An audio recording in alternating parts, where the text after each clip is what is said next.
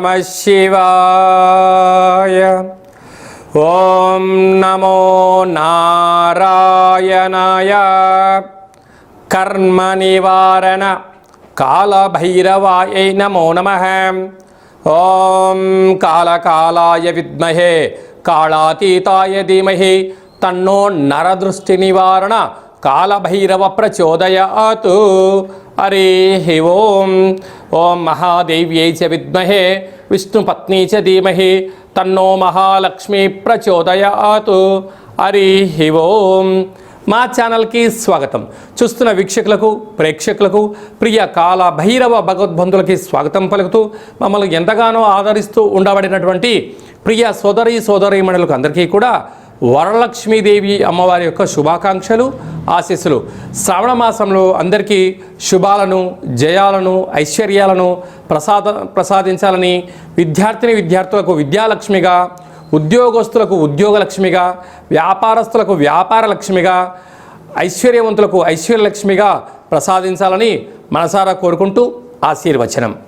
1/8/2025 నుండి 15/8/2025 వరకు పుట్టినటువంటి వారందరూ కూడా ముందస్తుగా జన్మదిన శుభాకాంక్షలు. గతంలో వివాహం చేసుకున్న వారికి వివాహ వార్షికోత్సవ శుభాకాంక్షలు. ద్వాదశ రాశుల్లో గ్రహ గమనాల్ని ఓసారి వీక్షింపచేద్దాం. మిథున రాశిలో 12 సంవత్సరముల తర్వాత గురువు మరియు శుక్ర భగవానుడు సంయోగ సంచార స్థితి. కర్కాటక రాశిలో రవి బుధ సంచార స్థితి, బుధాదిత్య రాజయోగము.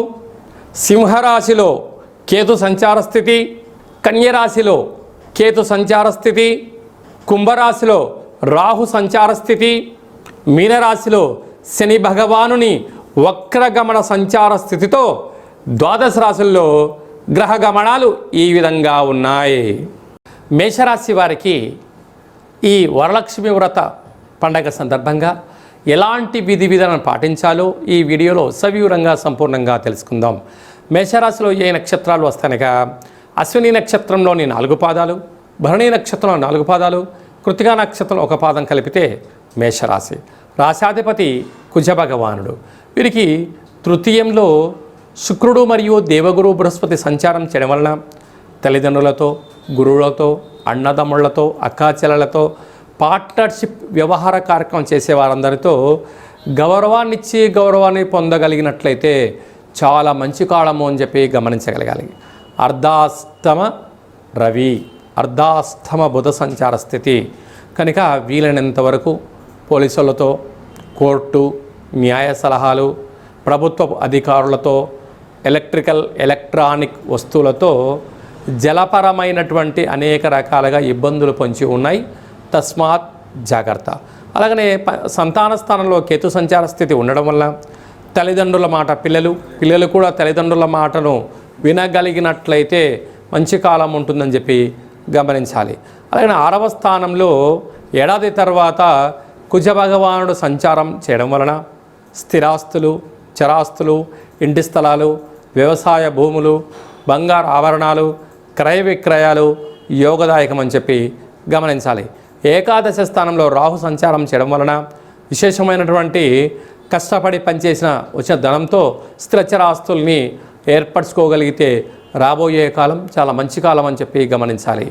ఒకవైపు ఏళ్లనాటి శని ప్రారబ్ధ సంచార స్థితిలో ఉండడం, మరో ఒకవైపు ఏడాది తర్వాత అర్ధాష్టమ రవి కరణం వలన మీ జన్మ నక్షత్రం రోజున, అలాగనే అష్టమి పూర్ణిమ తిథి యందున దూరావాయు జల ప్రయాణాలు పెట్టుకోవద్దు. ముఖ్యమైన సభలు, సమావేశాలు కూడా వాయిదా వేసుకోవడం ఉత్తమోత్తంగా భావించగలగాలి. అలాగే సాఫ్ట్వేర్ ఉద్యోగస్తులు, హార్డ్వేర్ ఉద్యోగస్తులు, వ్యవసాయ సోదరీమణులు, గృహ భవన నిర్మాణ కార్యక్రమాన్ని ఆచరింపజేసే వారందరూ కూడా వర్షాకాలం కనుక సకాలంలో తిండి, సకాలంలో నిద్ర, సకాలంలో తగు వ్యాయామం చేయడం వలన అనారోగ్యాల బారిన పడకుండా ప్రమాదాలకు దూరంగా ఉండే మానవ ప్రయత్నం చేయండి. లక్ష్మీదేవి అమ్మవారిని మనసావాచ కర్మణ ఆచరింపచేయండి.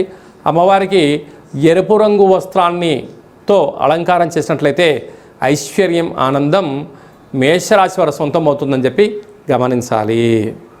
ఇంకనూ మనము శ్రావణ మాసంలో విజయాన్ని సాధించగలగాలి అన్నట్లయితే మనకు శ్రావణ మాసంలో శుక్రవారం రోజున ఉతికిన వస్త్రాలు ధన్ప చేయడం, ఇంట్లో మనము లక్ష్మీదేవి అమ్మవారికి పూజ చేయడం, సంపూర్ణమైన ఐశ్వర్య జీవనాన్ని పొందడం, మనకు ఏది కలిగితే అది శక్త్యానుసారంగా వాయనాన్ని తాంబూలం ఇవ్వడం, స్త్రీమాతకు ఒక మంచి విస్తర వేసి భోజనాన్ని ఏర్పాటు చేయడం, పసిపిల్లలకు చిన్న చాక్లెట్ల లాంటివి ఏర్పాటు చేయగలిగినట్లయితే జాతకంలో ఉండబడినటువంటి గ్రహదోషం తొలగి ఐశ్వర్యం కలుగుతుందని చెప్పి కూడా మీరు గమనించగలగాలి.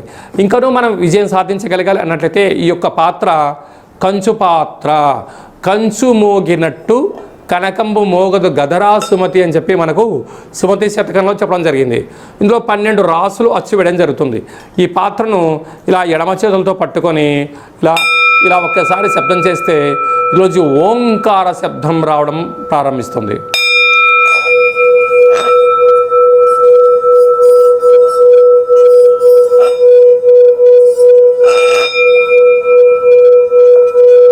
ఇలా శబ్ద తరంగాల్ని ఏర్పాటు చేయడం వలన ఉదయము సాయంత్రము మనము పూజ చేసిన తదనంతరము గృహంలో మనం ఇలా ఓంకార శబ్దాన్ని సృష్టించడం వలన గ్రామంలో దేశంలో సంచరించేటువంటి లక్ష్మీదేవి గళ్ళు గళ్ళుమంటూ మన ఇంట్లోకి రావడం, మన ఇంట్లో ఉండబడినటువంటి జ్యేష్ఠాదేవి బయటికి వెళ్ళిపోవడం జరుగుతుందని చెప్పి కూడా గమనించాలి.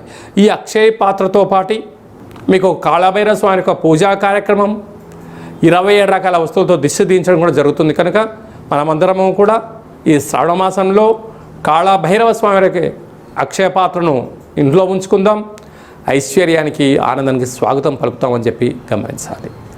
మీ వ్యక్తిగత జాతకం తెలుసుకోవాలనుకుంటున్నారా?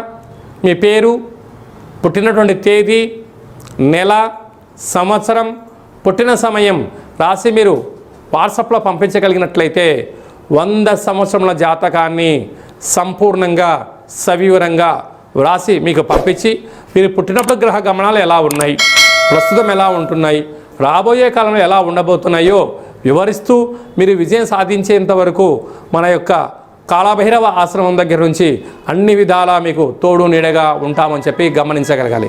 అదే కాకుండా కూడా చాలామందికి పుట్టినటువంటి కాల సమయంలో డేటా బర్తులు లేనటువంటి వారికి మీ పేరు యొక్క మొదటి అక్షరాన్ని అనుసరిస్తూ రాశిని అనుసరిస్తూ గవళ ద్వారా అనగా రమణ శాస్త్రం ద్వారా భూత భవిష్యత్ వర్తమానాన్ని తెలియజేయడం జరుగుతుంది.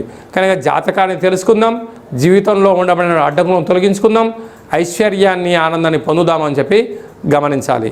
కనుక ఆసక్తి గలవారు అపాయింట్మెంట్ తీసుకొని సంప్రదించగలరు. అందరికీ ఈ శ్రావణ మాసంలో శుభం, జయం, లాభం జరగాలని కోరుకుంటూ ఆశీర్వచనం. ఓం శతమానం భవతి శతాయు పురుష సతేంద్రియ ఆయుష్యేవేంద్రియే ప్రతిష్టతి ధనం ధాన్యం బహుపుత్రలాభం శత సంవత్సరం దీర్ఘమాయు సర్వే జనా సుఖినో భవంతు లోకా సమస్తా సుఖినో భవంతు సర్వం మహాలక్ష్మీదేవతార్పణమస్తు. హరి ఓం. ఈ వీడియో మీకు నచ్చినట్టయితే లైక్ చేయండి, షేర్ చేయండి. అందరికన్నా మీ వ్యక్తిగత జాతకాన్ని ముందుగా మీరు తెలుసుకోవాలి అనుకుంటున్నట్లయితే మా ఛానల్ని సబ్స్క్రైబ్ చేసుకోండి, గంట సింబల్ ప్రెస్ చేయండి, అలానే బటన్ కూడా తెలియచేయండి. హిందూ ధర్మాన్ని కాపాడండి.